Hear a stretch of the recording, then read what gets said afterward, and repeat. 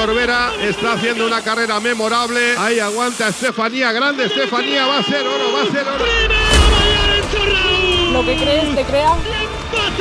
Extraordinario, extraordinario Mayalen Serraut. Y Tevi Portela es medalla de plata. Ahí llega oro brillantísimo de la madrileña, espectacular. Estos juegos en lo que ha sido un final espectacular. Señoras y señores, Mayalen Serraut va a ser medalla.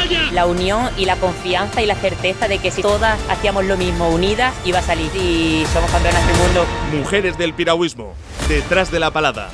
Un proyecto de la Real Federación Española de Piragüismo en colaboración con Mujer y Deporte.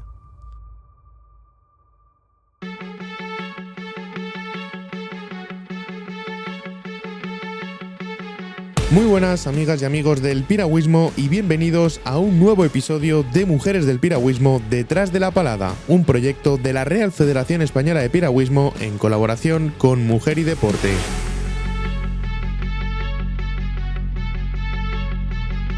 Con estos podcasts que iremos realizando vamos a poder conocer más a fondo la mujer que hay detrás de cada palada en el agua, de cada entrenamiento o de cada decisión juzgada. Serán ellas mismas las que nos relaten su historia, su trayectoria y su forma de entender el deporte. En estas entrevistas sabremos la manera en la que viven la competición, el entrenamiento, la lucha, el triunfo, la derrota, las decepciones, las alegrías y el esfuerzo por superarse día a día, y todo ello enfocado en el ámbito femenino. Les habla Carlos Gallego en representación de la Real Federación Española de Piragüismo.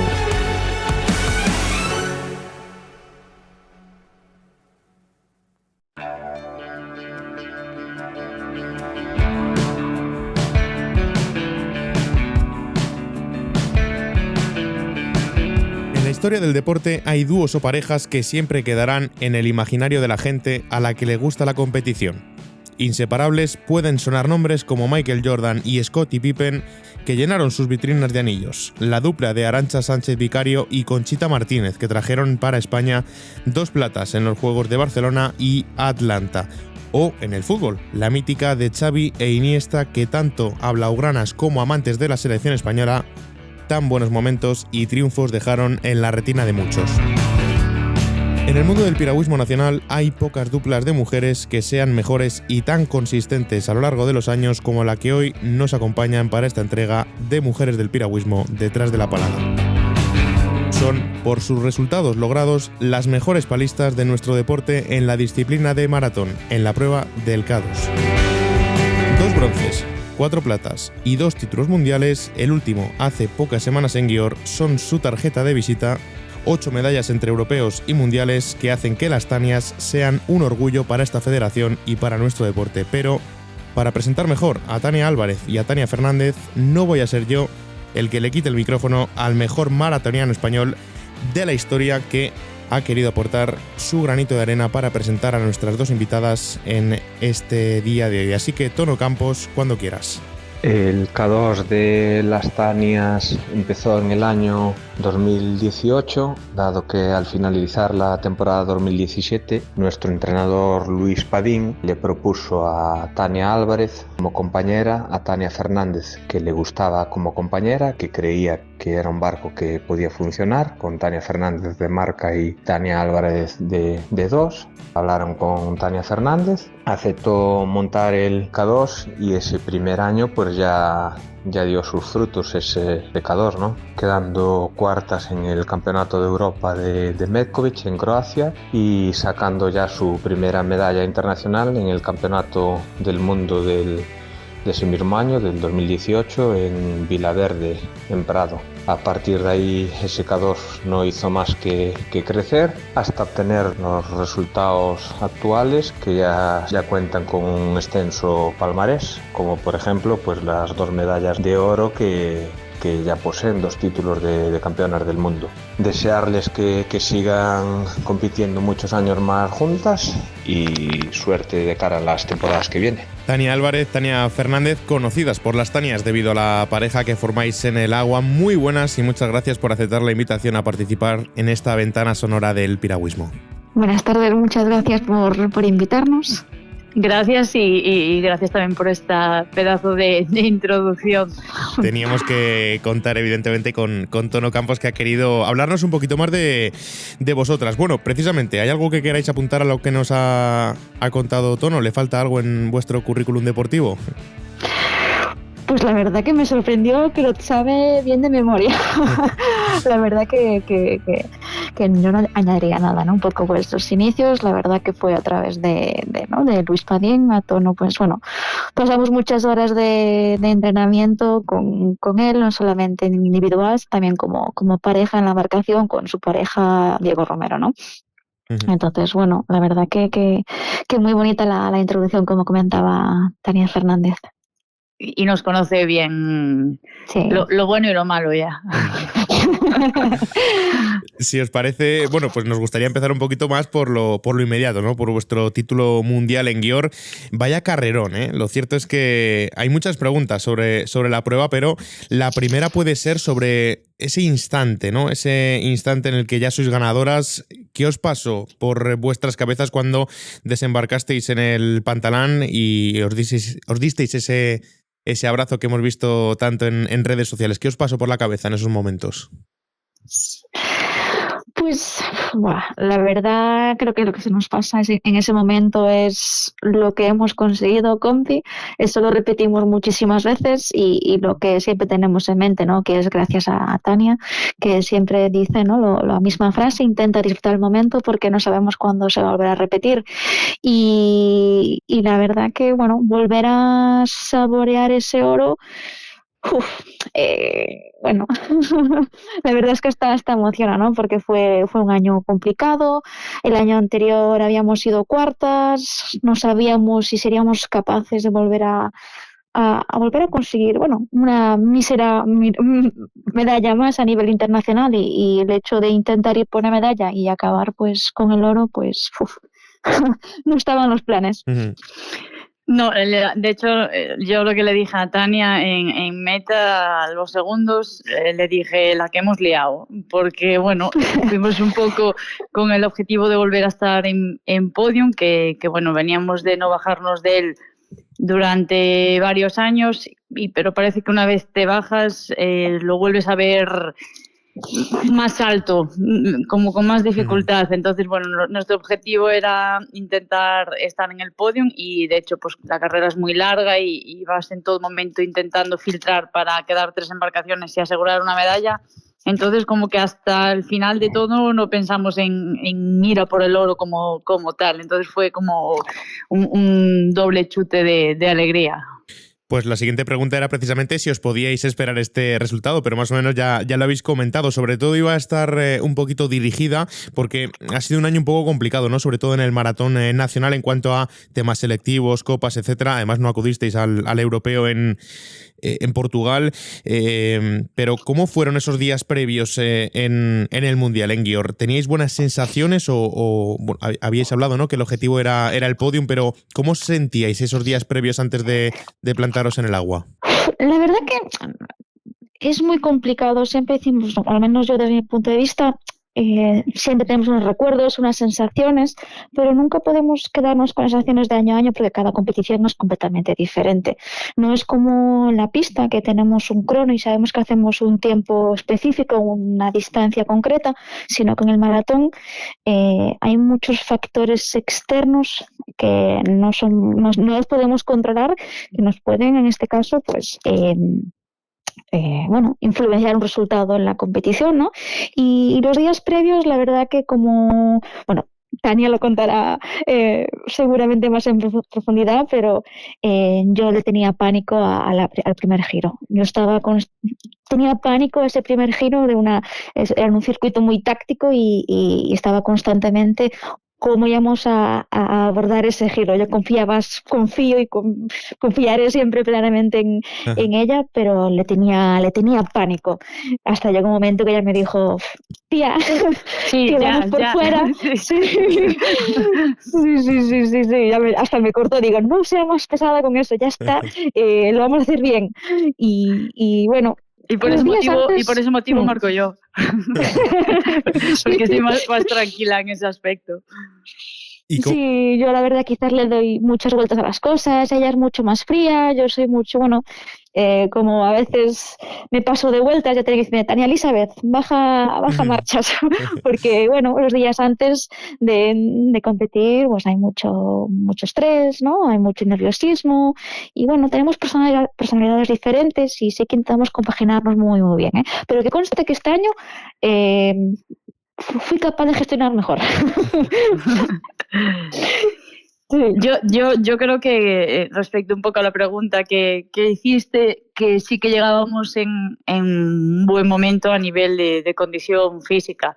Yo en general, adelante yo creo que siempre se nota mucho más las sensaciones de la embarcación y yo le estaba transmitiendo a Tania que yo notaba que el barco iba bien, que íbamos rápido, incluso días que a lo mejor pues no son los días que mejor te notas en cuanto a coordinación o acoplamiento.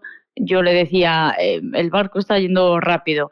Entonces yo en ese aspecto llegué con bastante confianza del nivel que llevábamos y de los entrenamientos que habíamos sacado juntas, a pesar de que justo el último entrenamiento antes de que se llevasen el K2 para Hungría, que lo hicimos en Verducido, fue de esos días que ninguna de las dos teníamos nuestro día y tuvimos que cortar el entrenamiento porque el cuerpo ese día no respondía y llegamos a la conclusión de que era mejor descansar y pensar en el día siguiente.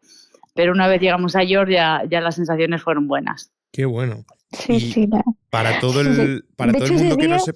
Sí, adelante. No, que de hecho ese día me acuerdo, fue terrorífico, no nos funcionó el achicador, el barco se iba, íbamos fatal, no teníamos dirección, fatal hacía tampoco, viento. Pero hacía viento, era de esos días que estábamos con las pilas bajas, las dos estábamos out total, y era, es que cortando serie tras serie, si no hacemos más y subimos, fue la verdad que no me acordaba de esa, sí. Y de repente, ¡pam!, campeonas del mundo, ¿no? ¿Quién lo iba a decir después de precisamente, ¿no? este último día que relatáis? Oye, al final ya para la gente que no haya visto la carrera, ¿cómo fue al final esa primera curva, Tania Fernández? ¿Cómo acabó saliendo esa tan temida primera curva? Pues más tranquila de lo esperado en los múltiples escenarios terroríficos que te planteas en la cabeza antes de que sea la prueba.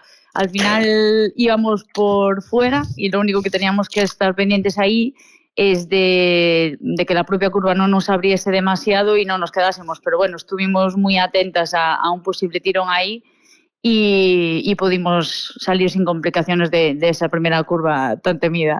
Y fíjate cómo acabó saliendo todo. Oye, respecto al Mundial, evidentemente mencionado, ya lo decimos, ¿no? Habéis sido campeonas del mundo 2022 y 2025. ¿Qué similitudes y diferencias encontráis en esas dos carreras que os proclaman como campeonas del mundo? ¿Tenéis algo así claro que dijisteis tanto en la pista como fuera, eh? No sé si salisteis del agua este último verano diciendo, tía, nos ha pasado lo mismo que en el 2022, o por contrario, no ha tenido nada que ver. No sé si hay algo reseñable así que podéis contar. Para mí fueron regatas bastante diferentes. Sí, la verdad es que, como dije antes, es que no podría buscar una similitud de dos pruebas parecidas, ¿no? Es que cada competición que hacemos, cada campeonato de Europa, cada campeonato del mundo, es completamente diferente a la siguiente. Es que no podría... Cada una es diferente. Eso, claro, al final no es como la pista que vas por calles y sabes que no hay nada más que hacer. Nosotros es que son circuitos diferentes, competidoras rivales muchas veces diferentes, algunas se mantienen, pero la verdad que no sé, no me viene así nada a la cabeza. Yo la similitud que puedo encontrar es que al final llegamos al último porteo marcando y ahí apretamos para en esos metros que quedan entre el porteo y meta que no sean capaces de recortarnos esa pequeña distancia, esa pequeña desventaja que sacamos en el último porteo. Al final nosotros sabemos que corremos bien y aprovechamos siempre esa baza y tanto en Ponte de Lima como en York llegamos al último porteo marcando y sabíamos que una vez montemos de primeras es muy difícil que nos pasen. Sí que diré una similitud y a la vez una diferencia, y es que en Ponte de Lima, en la última vuelta, yo le dije a Tania que íbamos a mantener marcando toda la vuelta entera. Y ella me dijo, ¿seguro? Y yo le dije, sí. y creo que en ese momento eso fue clave para mantener la cabeza y llegar al último porteo marcando. Y en esta ocasión, en esa última vuelta, yo en vez de decírselo a Tania, se lo pregunté y le dije, ¿seguimos marcando la vuelta entera o las dejo marcar? Y me dijo, seguimos.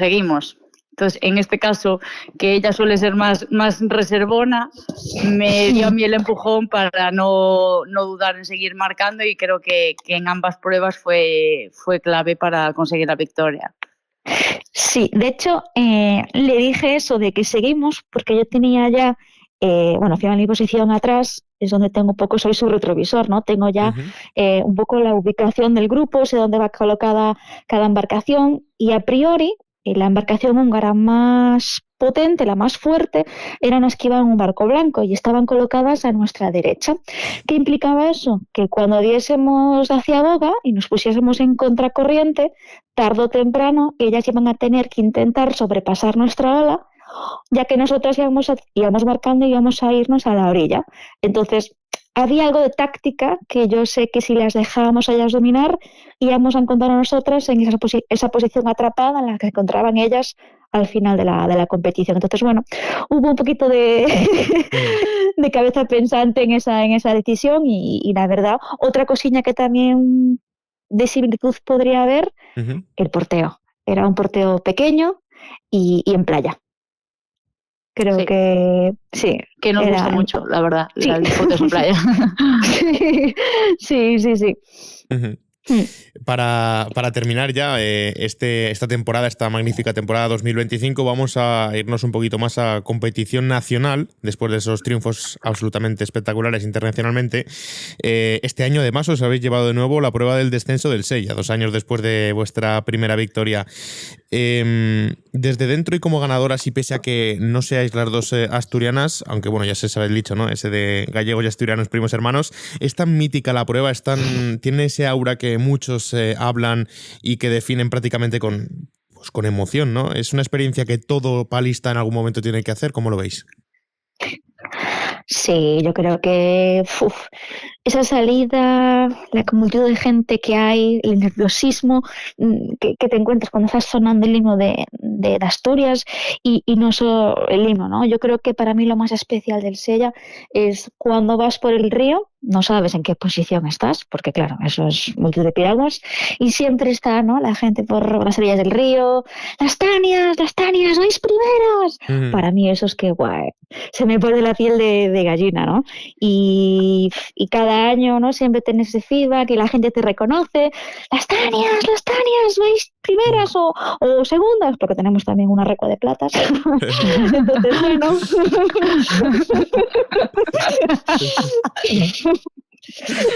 Entonces, tenemos 2 oros, pero tenemos varios, 4, no sé, 3 o 4, entonces Pero así saben mejor los oros, porque sí. Al final es una regata que puede pasar de todo. Para mí, como que luego a lo largo del año se te olvida un poco, pero cada vez que estoy allí, siempre digo, qué barbaridad de prueba, estar antes de la salida, la cantidad de gente que hay, cómo viven los pueblos de la zona, el descenso del Sella. Para mí el himno me parece brutal, y después que ganas allí y parece que has ganado los Juegos Olímpicos, o sea, en los restaurantes te reconocen, la gente está súper contenta, orgullosa de ti, un montón de entrevistas, o sea, tiene una repercusión mediática que no tienen muchas otras pruebas, a lo mejor, entre comillas, más importantes a nivel de calendario internacional. Uh-huh. Pero bueno, eso ya es especial y siempre lo tenemos marcado en el calendario. Pues con este mini apartado ya del Sella, cerramos 2025 y nos centramos en el 2026. Bueno, pero espera, antes de que yo siga formulando alguna pregunta, vamos a dejar que a Tono Campos creo que se le ha dejado alguna pregunta en el tintero. Lo escuchamos. Bueno, chicas, os lanzo una pregunta. Ya que ya tenéis 2 medallas de oro en campeonatos del mundo, ¿se podría decir que para esta temporada es el Campeonato de Europa vuestro reto para conseguir vuestro primer oro en un Campeonato de Europa? Todo vuestro. Pues la verdad es una pregunta interesante porque tenemos en campeonatos del mundo, en campeonatos de Europa, de todos los colores y nos falta el oro en campeonato de Europa. La verdad que bueno, es la que nos falta y va a depender pues un poco pues cuando sepamos criterios selectivos, porque bueno, nosotros al final no somos profesionales en piragüismo, tenemos un trabajo. Tenemos que adaptar nuestras carreras, en este caso profesionales, laborales, con nuestra carrera deportiva y a veces tenemos que decidir, ¿no? si podemos ir Campeonato de Europa, si abordamos solo Campeonato del Mundo. Entonces, bueno, en función de cuando tengamos información de cómo se depara este año, pues lo plantearemos. Por mí, claro que sí, vamos con todo.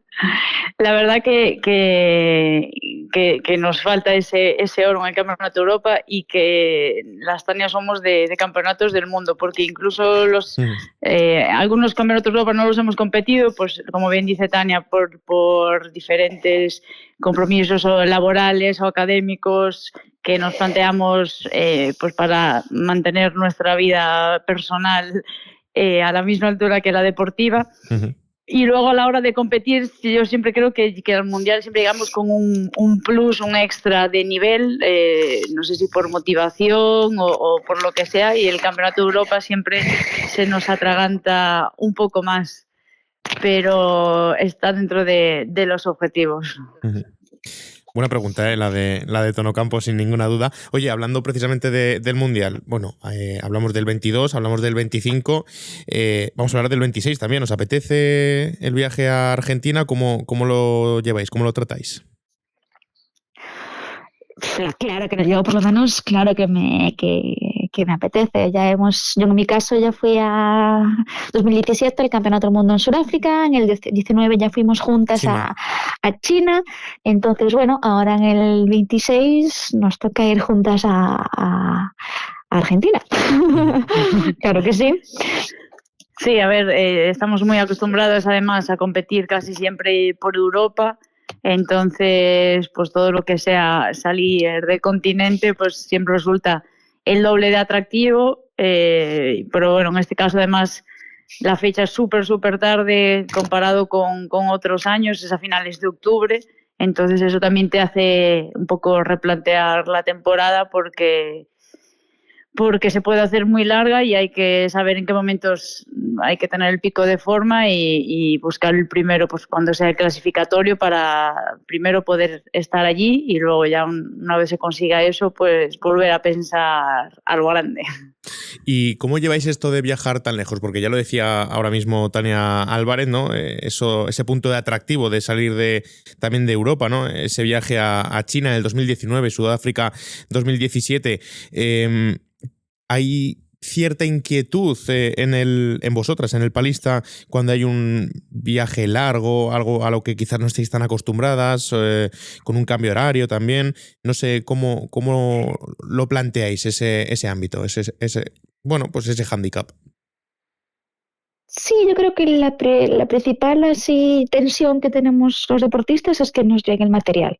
Es decir, que nos llegue el barco, que nos llegue la pala y que nos llegue la maleta destino. Yo creo que eso es lo que más estrés produce en el primer momento que te subes, que llegamos a Barajas y estás en ese viaje. Y bueno, en este caso yo siempre tengo nosotras tenemos pala de repuesto, entonces siempre si llega el barco te llega una pala, porque siempre una pala viaja con el barco, pero siempre hay la posibilidad de que la pala que utilizamos, la personal, pueda perderse en el trayecto del viaje desde Madrid a destino internacional, que en este caso será, si nos clasificamos, claro, a Argentina. En relación al tema de cambio horario, bueno, yo para China me intenté adaptarme previamente en casa, intenté ir, había un cambio horario, si no recuerdo mal, creo que de 5 horas desde China y España, y yo sí que me acuerdo que en el 2019 estaba, empezando con mi tesis doctoral, y me acuerdo que estaba con una revisión bibliográfica, y la forma que yo tenía para ir semana a semana, ir despertándome antes en España, acostándome más tarde, me obligaba a trabajar, me levantaba, me establecía unos 10 papers por día y tenía que leerme esos 10 papers pues a las 6:30 de la mañana. Y poco a poco pues me iba poniendo esos retos y me obligaba pues esos 20 días antes de viajar a China, ir obligándome a adaptarme previamente. Y luego durante el viaje sí que también intentamos no dormirnos, y cuando llegamos ya a China intentar dormir del tirón. Yo creo que fue así las estrategias. Yo en mi caso pude adaptarme. Entonces, sí, yo creo que en ese aspecto no tuvimos problema, al menos esa vez. Llegamos tan cansados del viaje que al fin ya era de noche, que al final pues ya esa noche duermes. Y bueno, es cierto que yo siempre pienso que las semanas de competición, que al final no entrenas mucho, siempre tengo miedo a lo mejor a no descansar bien por la noche, pero no sé si son las camas de los hoteles o la tranquilidad de salir del día a día y de nuestro ritmo frenético de vida, que estás como más relajado y siempre descansamos bien. Sí, de hecho, este año dormimos muchísimo. Eran las 10:30 y ya estábamos durmiendo todos los días. En Hungría me decía Tania, es que somos unos abuelitos, ya a las 10:30 nos apagado y a dormir. Sí. La clave del éxito va a ser las camas de Georg, parece, sí. Vamos a hablar un poquito, vamos a retroceder un poquito en el tiempo, y vamos a hablar de vuestros inicios, ¿no? en esta disciplina que es tan dura, ¿no? Al menos así me lo parece, como es el maratón. ¿Cómo surgió la oportunidad o la intención de competir en el maratón? Y bueno, ¿de qué manera iniciasteis vuestra carrera deportiva? Sí, en maratón, yo empecé en el 2016 en categoría sub-23. Ya antes estábamos las dos en el centro de tecnificación deportiva, ligábamos un poco más a la pista. Es cierto que yo en el 2013, pues colgué unos años la pala y volví a retomar, pues quizás con larga distancia, gracias a Tono, ¿no? Pues Tono Campos, que somos el mismo club, y un poco pues me volvió a encontrar el gusanillo, vente a remar con nosotros, vente a hacer este entrenamiento, y poco a poco pues volví a empezar a entrenar, a ir con ellos en las sesiones de entrenamiento, y a los 5 meses me acuerdo que fue un selectivo, fue un campeonato de España, que era una prueba selectiva para el campeonato de Europa, pues ya había quedado tercera, clasificaban 3 y me quedé a nada, era un campeonato de Europa. Y la siguiente prueba selectiva para el campeonato de Europa, del mundo, era en agosto, y ya la había obtenido mi clasificación para el campeonato del mundo en 2016 en Brandenburgo. Entonces, yo mi segunda vida deportiva fue un poco por ahí, y luego ya al inicio de las Tanias empezó ya más como comentaba Tono, ¿no? Un poco, replanteándome cuando ya pasé a la categoría absoluta y buscando, pues cómo podría buscar una forma de ser, competitiva, ¿no? Y ahí es donde salió el tema de la formación de ese tándem, en ese caso de las Tanias. y a mí pues me llegó así. Yo no me lo planteaba y me lo planteó en este caso Luis, el entrenador de Tania, y me pilló así un poco desprevenida en Verducido en una competición. Y bueno, ya lo conté alguna vez, pero lo primero que pensé fue, yo con Tania monté creo que una vez en mi vida cuando estábamos en el centro de tecnificación y habíamos ido muy muy mal en el K2, pero muy mal de esto de casi tener que bajarnos de la embarcación y no acabar el entrenamiento. Qué bueno. Había sido un entrenamiento muy, muy largo, además, un día feo, hora y media en el agua y muy mal, muy mal. Entonces, cuando me planteó la opción de hacer K2, pues yo pensé en que primero habría que probar porque, claro, un maratón se puede hacer muy largo si vas mal en K2. Pero bueno, probamos. Sí, como al principio a lo mejor que acoplarse un poco y empezar a adaptarse la una a la otra, pero bueno, distaba mucho las sensaciones del recuerdo que teníamos de hacía años, así que ya el punto de partida era mucho mejor que el primero. Vamos a entrar ahora en otro de los bloques que es de vital importancia, evidentemente, el maratón, como es los porteos. Voy a hacer una pregunta que no sé si es muy... Bueno, voy a hacer 3 preguntas en una. No sé si es muy fácil o muy difícil de contestar, pero a ver por dónde salís. ¿Cuántos porteos creéis que podéis entrenar a lo largo de la temporada? ¿Cuál es el secreto para hacer bien un porteo? Y decid un palista que pensáis que puede ser el mejor porteando. Quiero decir, se nos vienen a la cabeza nombres como Iván Alonso, Pedersen o Banda, ¿no? Pero bueno, a ver por dónde salís con estas 3 preguntas. Yo una cifra no la tengo cuantificada. No tengo cuantificada una cifra que puedo hacer, cuántos porteos puedo hacer en una temporada, porque al final intentamos, pues por ejemplo, hacer porteos de forma rutinaria, como si fuera una transición en una sesión normal. La verdad que depende un poco en la fase de la temporada. Es cierto que ahora en pretemporada pues no hacemos porteos, pero empezamos a salirnos a la piragua entrenando pues a unas 3, 4, 5 semanas, un poco ya cuando estamos con la vista puesta en la temporada de maratón, ¿no? Y pues no sabría decirte la verdad una cifra exacta. No sé, yo no la tengo. Pero si no la tienes tú, yo seguro que no la tengo. Pero yo creo que probablemente hagamos menos que mucha gente por varios motivos. Uno, porque nosotras pues no entrenamos todos los días juntas, entonces cada una entrena en su club. Y nos empezamos a juntar cuando, digamos, decidimos empezar a preparar maratón, el selectivo, o sea que eso hasta bien entrado el año no es. Entonces yo, por ejemplo, en K1 a veces sí que meto porteos por entrenar un poco lo que es la sensación, pero al final no tiene nada que ver portear en K1 o en K2. Entonces siempre intentamos priorizar entrenamientos de porteos cuando entrenamos juntas. Sí que creo que, por ejemplo, el año de Ponte de Lima, que fuimos mucho a entrenar al circuito, ese año sí que machacamos mucho el porteo en esa recta final para el Mundial. Pero si contamos a nivel global todo el año, yo conozco gente que ahora mismo ya está entrando con porteos, que faltan meses y meses para la primera competición de maratón. Entonces, en ese aspecto, creo que hay gente que entrena mucho mejor los porteos. Pero hilándolo con la segunda pregunta, Genial. Creo que también hay una parte, entre comillas, innata para ser hábil en los porteos y para correr bien los porteos. Y creo que en ese aspecto nosotras la tenemos. Obviamente hay que entrenar pues el acostumbrar al cuerpo a ese cambio de venir paleando, correr, volver a palear. Hay que coordinarse bien. Pero creo que las dos somos bastante hábiles y luego las dos la carrera a pie se nos da muy bien. Entonces es algo como que ya lo tenemos ahí. No sé si me explico.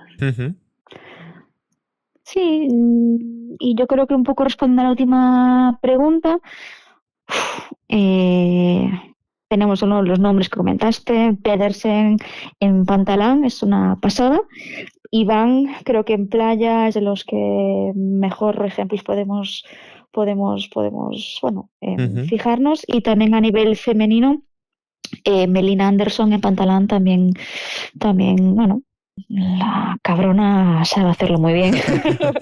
sabe. No sé si nosotros seremos ejemplo para otras palistas, pero la verdad que, bueno, a nivel de ejemplos de, bueno, como lo limpio que lo hacen y lo fácil que parece, pues la verdad que son una pasada, ¿no? Espectacular. Yo tengo claro mis nombres y son Iván Alonso y Franco Balboa, el argentino. O sea, para mí están un punto por encima del resto en cuanto a capacidad de montarse en la embarcación de cualquier forma.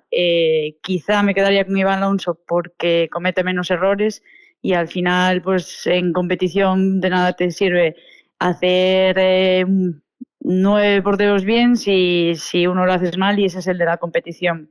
Entonces, para mí estos dos sin duda son los más hábiles en esa forma de montar patinando en la embarcación. Yo sé decir que de K2 me quedo sin ninguna duda con vosotras. Oye, lleváis ya muchos años juntas, mucho trabajo, muchas horas, muchos kilómetros y, bueno, pues muchas vivencias compartidas. ¿Cómo lleváis los momentos fuera del agua? ¿Cómo es Tania Álvarez y Tania Fernández fuera del agua? ¿Cómo son esos momentos tanto de alegría como los que no son tan de alegría? ¿Cómo lo lleváis? Bien, yo creo que al final de todo, pues aparte de compañeras, creo que somos grandes amigas, ¿no? Nos conocemos desde niñas. Tania me conoce, yo creo, como una hermana pequeña, sabe cómo soy, yo también sé cómo es ella, que podemos hablar de cualquier cosa y yo creo que a veces no, creo que la relación al final la que predomina es la amistad, o sea, ninguna es mejor que ninguna, somos un equipo. Cualquier cosa nos sabemos conversar, sabemos hablar las cosas y yo creo que ese aspecto, yo creo que es uno de nuestros, para que funcione también, ¿no? esta marcación, yo creo. No sé, Tania. Sí, sin duda, o sea, yo siempre lo digo que yo me lo paso muy bien con Tania, nos reímos mucho y creo que ya se nota incluso pues ahora hablando que cualquier cosa nos puede hacer gracia y nosotras en las competiciones pues al final pasamos muchas horas juntas, también ya nos conocemos mucho, sabemos cuándo necesita espacio la una o la otra y buscamos también esos momentos para nosotras y sobre todo somos pues muy normales, muy espontáneas las dos, entonces pues nos lo pasamos muy bien y yo creo que eso pues es importante a la hora de entrenar y del día a día porque cuando las cosas salen bien pues todo es maravilloso, pero luego hay días que las cosas no van bien o que te levantas, hace un día feo, es jueves y estás a mitad de semana, tienes un entreno durísimo por delante, te duelen hasta las pestañas y a lo mejor llego a Pontevedra y a las 9, 10 de la mañana nos vemos, hola, con a lo mejor 0 ganas de entrenar las dos. Y entonces, pues si no sacas un poco esos momentos de coñas o de divertirse, al final es muy difícil sobrellevar el día a día. Y sería muy fácil pues acabar hasta las narices una de la otra, pero creo que en ese aspecto pues tenemos la suerte de que nos llevamos bien. Es evidente, es más que evidente que se notará vuestra buena relación. ¿Creéis que es clave en el caso de un K2 una buena relación fuera del agua para conseguir buenos resultados? ¿O esto creéis que es un poquito más ajeno a los resultados? Yo personalmente creo que sí. Ante todo, yo creo que la amistad y esa buena relación entre las componentes, yo creo que eso es clave, ¿no? Al final, no es casarse por conveniencia. Yo creo que al final no acaba bien el asunto, entonces bueno, yo creo que somos un ejemplo, ¿no? Al final, bueno, ya son unos años y sigue funcionando y creo que es por algo, ¿no? Entonces bueno. Yo personalmente no creo que haya que tener una amistad, eso es un plus que en nuestro caso pues para mí hace que sea fácil llevarlo, sobre todo en el tiempo, que sea duradero, pero sí que creo que tiene que haber unos mínimos en cuanto a, pues no sé, en cuanto a comunicación, a empatía, a responsabilidad afectiva. Porque si en un K2 a lo mejor están dos personas con pelea de egos, sí que creo que puntualmente pueden alcanzar buenos resultados, pero eso a largo plazo es insostenible y sí que creo que para que un K2 dure en el tiempo tiene que haber algo más que simplemente dos personas de calidad encima de la embarcación. Uh-huh. Y esos momentos quizás de dudas fuera del agua o momentos en los que podéis verlo un poquito más negro de lo que realmente es, ¿cómo lo trabajáis fuera del agua? Con paciencia. Sí, me refiero al final. Nuestras carreras deportivas están llenas de momentos negros y claros y al final creo que en ese aspecto sabemos trabajar individualmente, sabemos que bueno, el deporte es así, no siempre se gana, muchas veces se pierde y a veces pues porque un día no funciona no significa que no vuelva a funcionar. Me refiero, lo vimos el año pasado, ¿no? Acabamos de ser cuartos, pues dolió, fue bueno, lo vimos como que las Tanias fallamos, que hicimos cuartas del mundo. Veníamos desde el 2018 sin bajarnos del podio mundial. Entonces, bueno, fallamos entre comillas, pero bueno, que fuimos cuartas a un sprint, a no sé si fueron 10 segundos. Y nos arrebató el bronce, pues una palista, Melinda Anderson, que fue a los Juegos Olímpicos. Entonces, bueno, también realmente fallamos o realmente, bueno, fueron mejores que nosotras, pero bueno, pues hay que trabajarlo. Y de hecho este año pues focalizamos mucho más ese trabajo de velocidad, le dimos una vuelta, intentamos, bueno, trabajar otros aspectos que yo creo que también fueron clave para este año. Y bueno, momentos oscuros, yo creo que es saber trabajarlo y depende, ¿no? Pues en este caso, como comentaba Tania, ¿no? De al final individualmente cómo cada una lo gestiona. Sí, a ver, también creo que las dos pues ya llevamos muchos años entrenando y nos conocemos muy bien. Yo a día de hoy, por ejemplo, si tengo un día de entrenamiento malo, que estoy cansada, que me pego una arrastrada, pues ya no me genera a lo mejor el agobio que me generaba con 15 años, porque sé que forma parte del entrenamiento y que hay días así y me genera mucho menos estrés que a lo mejor me generaba cuando empecé a competir así más en serio. Entonces, las dos somos conscientes de que esos momentos del día a día están ahí y luego pues que sabes que hay veces por 1000 motivos que las cosas van y otras veces que por 1000 motivos pues las cosas no van y forma parte del deporte y bueno, pues como dice Tania, el año pasado nos tocó ser cuartas y bueno, yo recuerdo que hice una publicación de Instagram y puse algo así como que eso hacía que tuviese más ganas del Mundial del año siguiente y mira por dónde pues lo ganamos. Que cuando puse eso no estaba yo pensando en ir a ganar el siguiente Mundial, pero oye mira, nos tocó así y bueno, pues quitamos ese mal gusto del año anterior. Algo ya sabías, algo ya tenías entre manos, sin duda.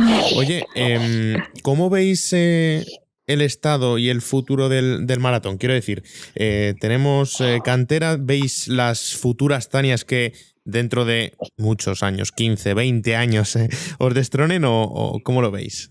No sé si nos van a destronar, supongo que llegará un momento que ya no ganaremos, eso es ley de vida.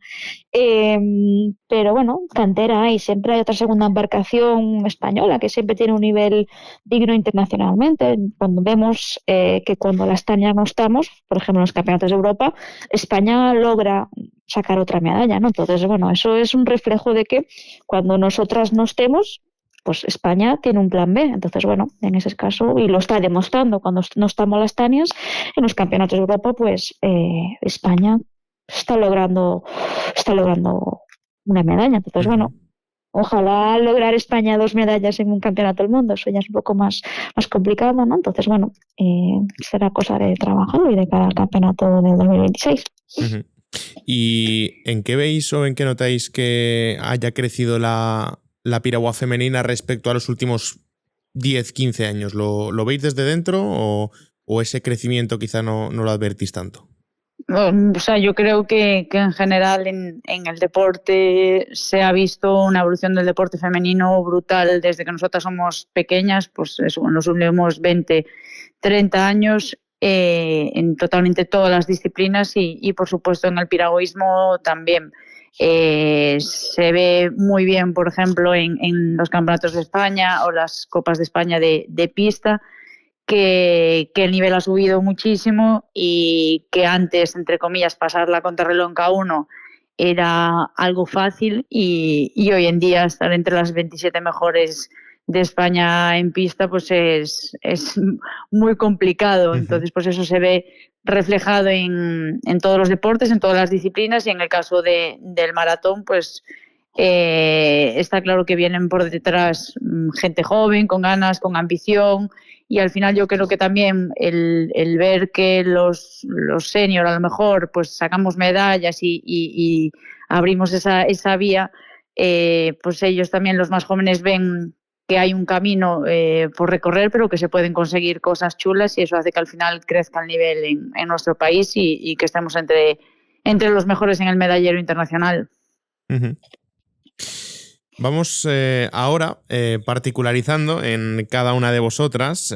Además de la piragua, no hemos querido hacer mucho spoiler con esto, pero evidentemente íbamos a hablar de vuestra vida fuera del agua. Las dos, evidentemente, lleváis una vida, por así decirlo, en tierra, ¿no? Vamos a empezar por ti, Tania Álvarez. Vamos a ver, un momento. Uh-huh. Características neuromusculares de triatletas de élite de campeonatos mundiales multideportivos. Cambios en el rendimiento del sprint y salto durante la pretemporada en jugadores de baloncesto profesional. O un nuevo enfoque para evaluar el rendimiento de las canoas mediante dinamometría electromecánica funcional. Esto que han oído son los títulos traducidos del inglés de una serie de artículos que Tania, junto con otros autores, tiene publicados como doctora de la Universidad de Vigo. Allí es donde das clases, Tania, y tienes tiempo de hacer investigaciones, escribir, publicar, entrenar, competir, y intuimos que tener algo de vida personal. Así que, lo primero, ¿cómo lo haces? Y lo segundo, cuéntanos un poquito más de ese trabajo que realizas en la Universidad de Vigo. Pues sí, la verdad que me llamó la atención que supierais, ¿no?, de esos últimos papers de 2025, de verdad. No, son trabajos de investigación que realizo pues, en mi grupo de investigación, en el laboratorio de la condición física, rendimiento y bueno, sí, es en inglés, ¿no?, pero es el uh-huh. laboratorio de rendimiento físico de la Facultad de Ciencias de la Actividad Física y el Deporte en Pontevedra, que es donde, bueno, actualmente imparto docencia.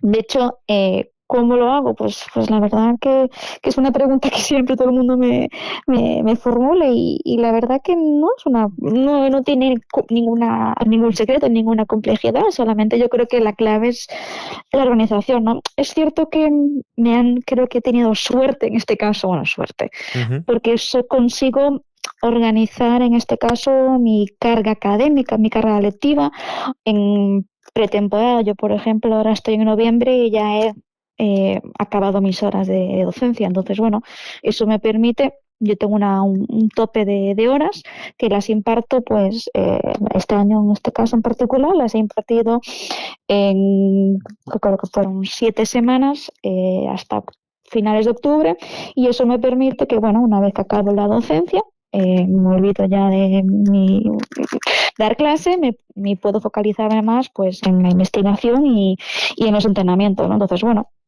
otros años, como por ejemplo el año pasado, sí que estaba en otra facultad también dentro de mi departamento, pero por ejemplo solo iba a Orense y impartía docencia un día a la semana. Entonces bueno, son diferentes formas de ir organizándome a nivel de carga académica y profesional. Entonces bueno, yo creo que la clave es organizándome, en este caso.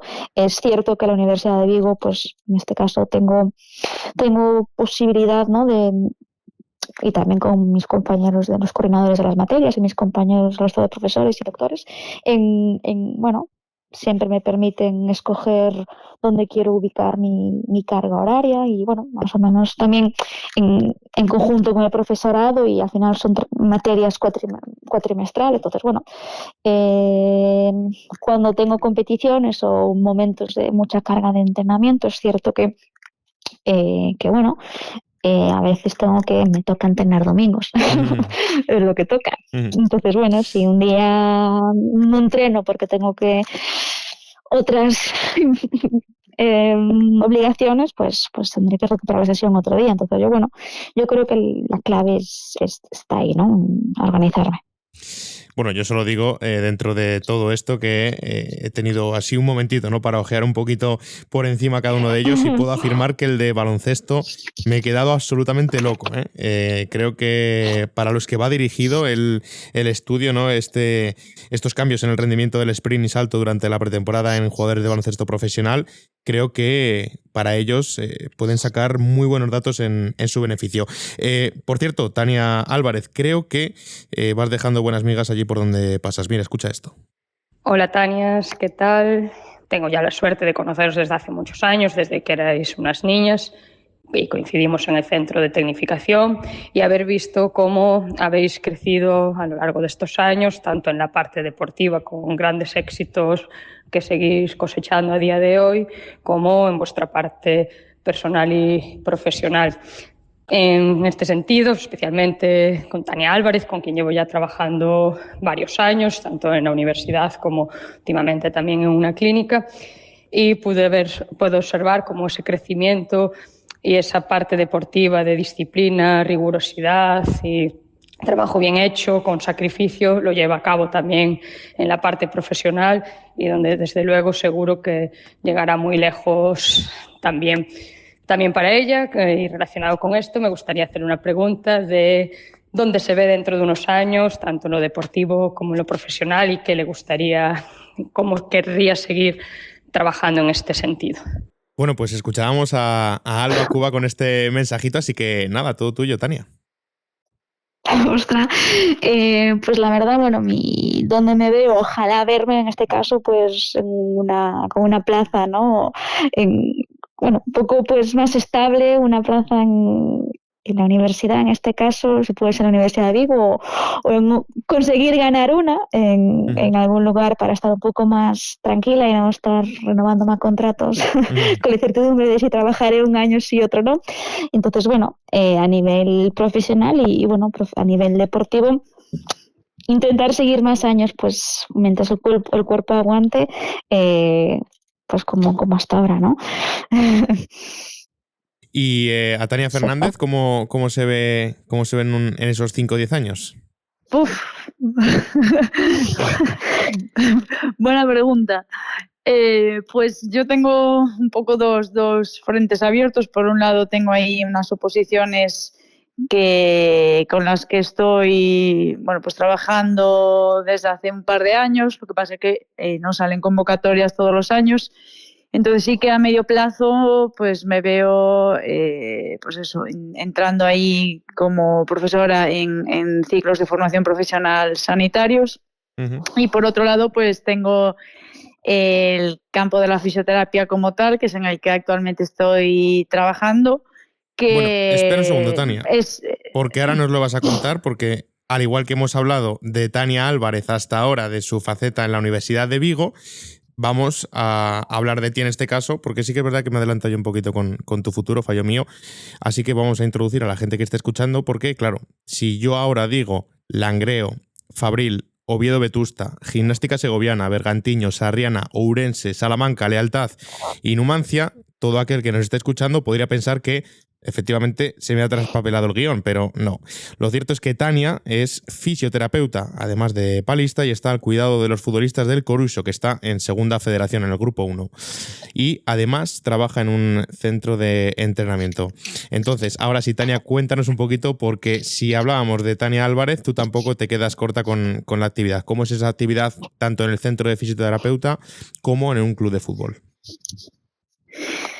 Pues sí, la verdad que este año pues se ficha en el Coruxo y bueno, pues a mí la fisioterapia la verdad me encanta, creo que es una de mis pasiones.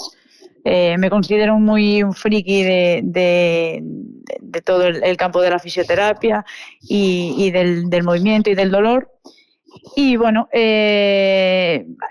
este año pues he dado el paso al fútbol semiprofesional con el Coruxo y la verdad que está siendo una experiencia pues muy chula, muy enriquecedora, estoy aprendiendo un montón, lo estoy viviendo con mucha intensidad, con mucha pasión.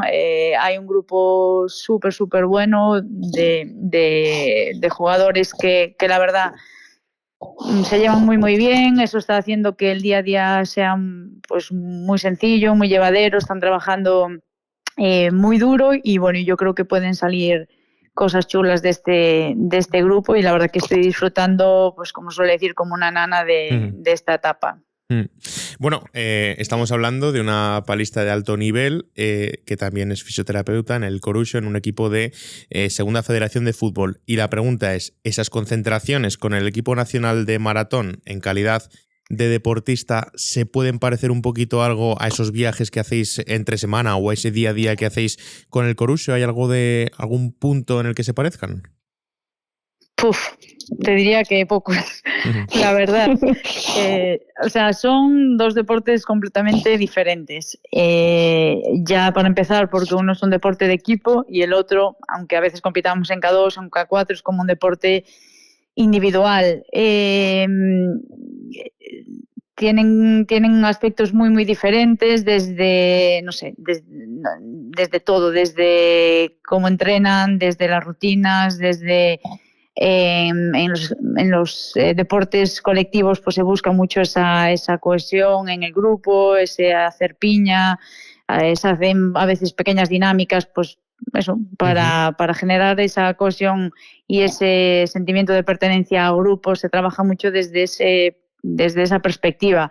Nuestro deporte es completamente diferente. Nosotros cuando estamos concentrados por ahí adelante, estás mucho más pensando en ti, en tu rutina, en lo que comes, en a qué hora te acuestas. Cada uno tiene sus rutinas. No, la otra perspectiva, la del deporte colectivo, pues es una dinámica más de grupo. A tal hora se levantan, hacen esto, lo otro. Nosotros al final es más individual. Vamos al campeonato del mundo y Tania y yo a lo mejor nos levantamos a una hora y otros se levantan a otra hora en función pues de a qué hora quieran entrenar o de sus necesidades.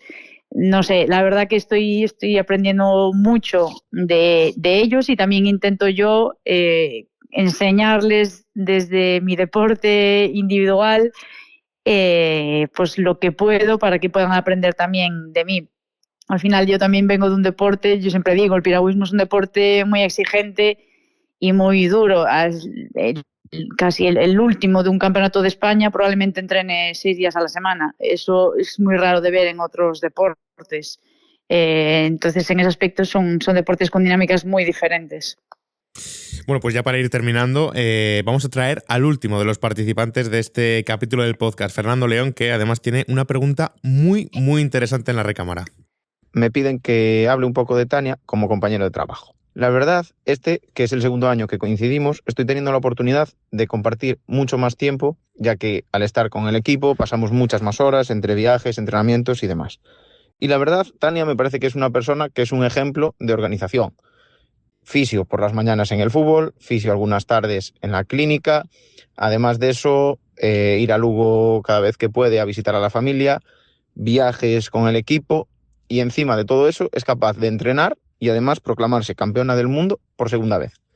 Esto ya de por sí me parece una locura, pero además de eso tenemos la suerte de que nunca tiene ni un día de cansancio ni de mal humor, con cuerpo técnico, con jugadores, siempre buenas contestaciones y eso la verdad hace que trabajar con ella y compartir este tiempo con ella sea un auténtico placer. Para terminar, Tania, una pregunta, cuéntanos un poco quiénes consideras tú que son más quejicas, los futbolistas a los que tratas ahora o los piragüistas y deportistas acuáticos de los que tú vienes. No me digas que no es interesante.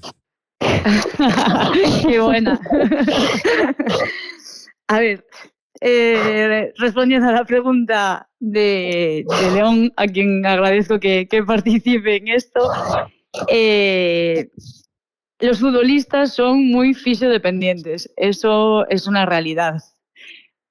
Pero, por otro lado, también diré que los palos que se dan en fútbol no nos los llevamos nosotros en la piragua. Al final, los piragüistas es un deporte muy poco lesivo, donde si vas al fisio, pues es porque estás un poco cargado y quieres un mimo, como quien dice. Y en los futbolistas, la verdad que estamos viendo lesiones importantes diariamente. Y luego también, pues el que viene a recibir los mimos, pero se le dan también con cariño. Entonces, los futbolistas son muy llorones, pero diré que tienen más razón para llorar. Bueno, pues escuchábamos ahí a León, al preparador físico, ¿no? del Coruso, compañero de Tania Fernández. Vamos a ir terminando ya, dedicando un poquito del bloque a hablar de la mujer. Afortunadamente cada vez va entrando más en el mundo del deporte, ¿no? En esos segmentos que hace años eran eminentemente masculinos, sobre todo, por ejemplo, la labor del fisioterapeuta o en el sentido de el magisterio, ¿no? La labor de enseñar. Así que esta pregunta va dirigida a las dos. ¿Creéis que se está normalizando más la situación de la mujer en esos estamentos donde predominantemente ha sido históricamente de hombres, o que todavía queda mucho camino por recorrer? Si quieres, Tania Álvarez empieza con la pregunta en relativo a esa labor de enseñanza en la universidad, y después Tania Fernández. Sí, a ver, al final el área de ciencias de la actividad física del deporte, la investigación, somos muy pocas investigadoras en deporte, esa es la realidad. Somos profesoras en la Facultad de Educación y Deporte en Pontevedra, dentro del área de la educación física deportiva. Creo que somos 5, en un área de, no sé, que serán 30 profesores. Bueno, somos pocas. Es cierto que, le abro aquí a que todas las mujeres, que en este caso nos toca apechugar, ¿no? En este caso seguir, no pensar que, es un mundo de hombres. A mí en este caso me gusta y trabajo pues rodeada a mi equipo. Pues tengo que decir que en mi grupo de investigación predominamos las mujeres. Creo que somos 5 mujeres, 3 hombres. Entonces, en ese aspecto sí que no es lo normal, pero sí que yo creo que nos queda mucho recorrido por trabajar, al menos en la investigación, en la docencia, en ciencias del deporte. Uh-huh. Y Tania Fernández, en la labor de la fisioterapeuta, ¿has visto que ha habido un cambio, como decimos, un cambio de paradigma? A ver, si me voy ahora en concreto pues al ámbito en el que estoy ahora mismo, que es el del fútbol, en este caso de fútbol masculino semiprofesional, está claro que es un mundo dominado por los hombres y así lo he visto hasta ahora, que no he encontrado aún una fisio chica en ningún otro equipo de los que nos hemos enfrentado. Uh-huh. Yo al final pues ahora mismo viajo fuera y voy pues con 20 y tantos jugadores y todo el cuerpo técnico que son hombres y yo de mujer. Entonces, obviamente en el fútbol masculino es un fútbol muy, muy predominado por el sexo masculino, por muchos motivos. O sea, ya de por sí el fútbol hasta hace nada, uh-huh, la mujer prácticamente no tenía lugar. Pero sí que es cierto que creo que las cosas están cambiando y en este caso pues se ha visto que conmigo me han fichado. Creo que he congeniado bien con todo el grupo y es el camino a seguir, empezar a abrir caminos para que vengan más mujeres detrás. Creo que el fútbol femenino es un reflejo de lo que es apostar por el deporte femenino, porque en un periodo de unos 10 años ha generado una explosión de la noche a la mañana. Yo cuando era pequeña no había fútbol femenino, no había referentes femeninos y ahora pues empiezan a llenar estadios. Entonces creo que es el mejor espejo en el que nos podemos mirar desde los diferentes campos y ámbitos para ver que si se trabaja hay mucho camino todavía por conseguir y que tenemos que buscar nuestro lugar en los diferentes ámbitos de la sociedad y a nivel laboral, y creo que tanto Tania como yo en ese aspecto pues podemos decir que trabajamos por ello y porque la mujer tenga representación en esos campos que siempre fueron más de hombres, como son el de la investigación en el deporte, o en este caso mío en el ámbito del fútbol masculino. Uh-huh. Y ahora sí que sí, para terminar y para concluir tu labor como fisioterapeuta, 2 curiosidades que se podrían plantear. La primera es si eres capaz de autodiagnosticarte una dolencia a ti misma, y si, esto es un chascarrillo más de pareja competitiva, si alguna vez Tania Álvarez te ha dicho, oye, me duele un poco por aquí, ¿tú qué crees que puede ser? ¿Alguna vez ha pasado?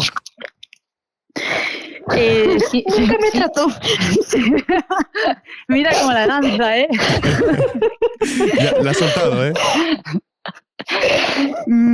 Yo, claro que me autodiagnostico todo continuamente. O sea, y creo que es una de las cosas que hace que yo pueda entender muy bien después pues a los jugadores, en este caso, a las personas que atiendan al día a día, pero bueno, sobre todo gente ligada al deporte, pues el conocer tu propio cuerpo, el haber experimentado en ti pues ciertos dolores o ciertas lesiones, te ayuda muchísimo a luego pues poder hacer un racionamiento clínico para un buen diagnóstico en otras personas. Así que en ese aspecto sí, yo siempre me estoy autodiagnosticando cosas.